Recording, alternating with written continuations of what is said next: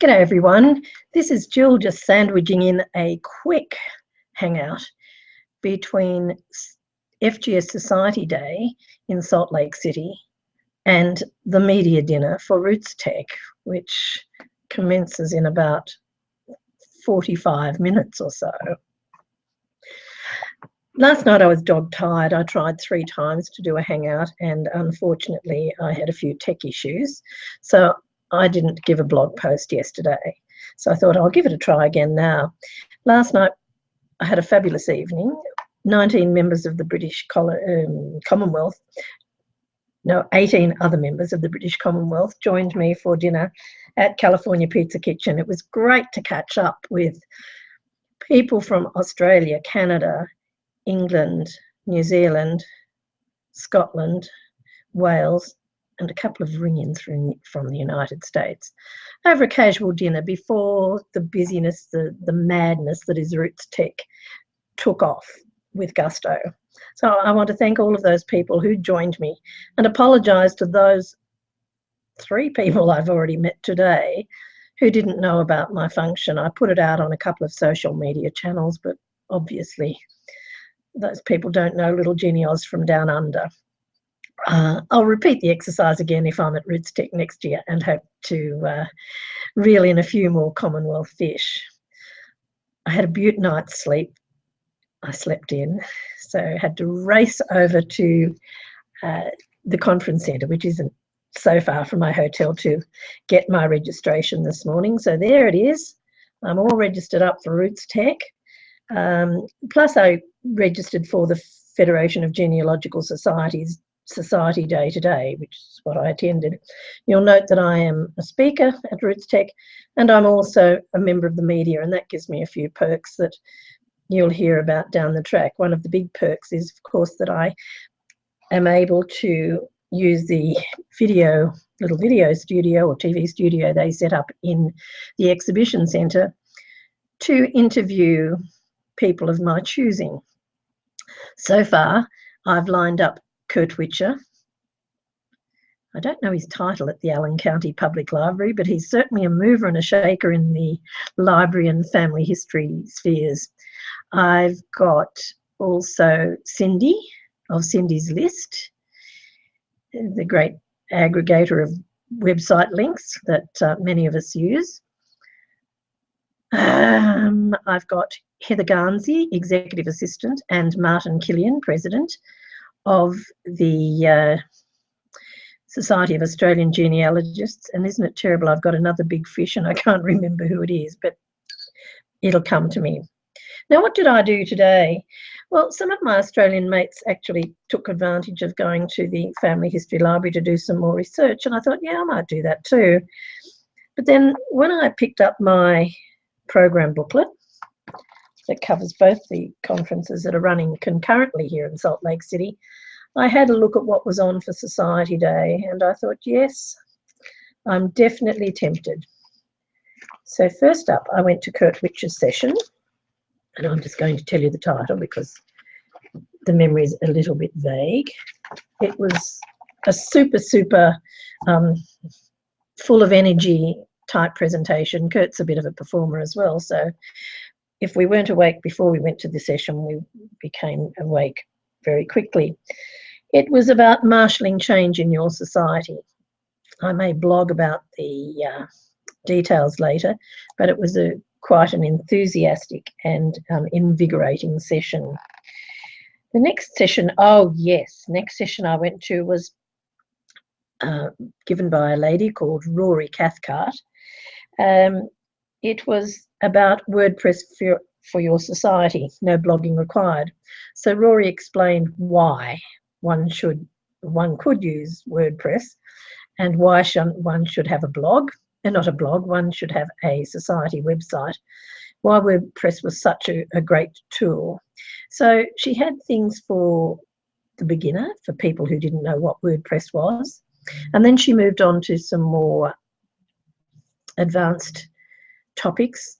I'm sure she went at 100 miles an hour. I like a presentation like the one she did because there was so much meat packed into her 60 minutes. So even beginners will have got something, and people who were more advanced definitely got something from Rory's presentation. She left quite an amount of time at the end to answer people's specific questions. She answered one of mine, which was really wonderful, and many other questions that people brought up. So it was a great learning experience. Then we had some lunch, which was needed. Yes, Judy G. Russell, of the Legal Genealogist blog, presented the next session. Now, she's the next big fish I've got to interview for in the video studio. I'm so excited because Judy will be coming to Australia next year on one of the Unlock the Past genealogy cruises. So if you're thinking of cruising, once you see Judy in my interview, I'm sure you'll think, yeah, I really want to go and meet that woman.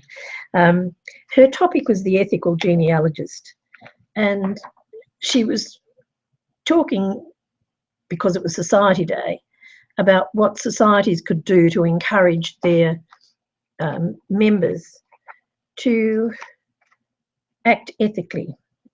And during the presentation, she had 3 rules, which I'm not going to give at the moment because I wouldn't like to break copyright or whatever. I think I probably could, but anyway, I won't. 3 simple schoolyard type rules that we should all follow. And she then gave examples of lots of policies from organisations like the Association of Professional Genealogists and NGS, National Genealogical Society, FGS, the Federation of Genealogical Societies, from their rules and regulations, policies, whatever they were, and how they fitted into her schoolyard rules. So she presented a few scenarios, and really scared me. I'm worried about my presentation now. I hope I haven't done anything naughty, but Judy is so entertaining, such a dry sense of humour, and such a serious topic. It was a beaut presentation. Cindy Engel of Cindy's List talks at 100 miles an hour. She packed so much into her presentation. That was tips, I'm reading from my program here, tips for a robust society website, or no, for robust society websites. I got a lot from this. I got some positive reinforcement because for the news site I've set up using WordPress, I've done some things right. But she gave so many tips for what one can do in a society website that I've got so much to take away, but I just must remember a tip that the next presenter gave, that we need to do things in stages, in small chunks, work out what, prioritise what we need to do or what we want to do, and do what is manageable. So Cindy's presentation was another excellent one. The last presentation of the day was by FGS President Josh Taylor, a young male genealogist, a rare sort of animal. He came to Australia last year and entertained us at Parramatta. His presentation was called Tradition and Technology, Finding Your Society's Balance. It resonated with me because I'm one of these people that jumps in feet first, wants to go gung-ho.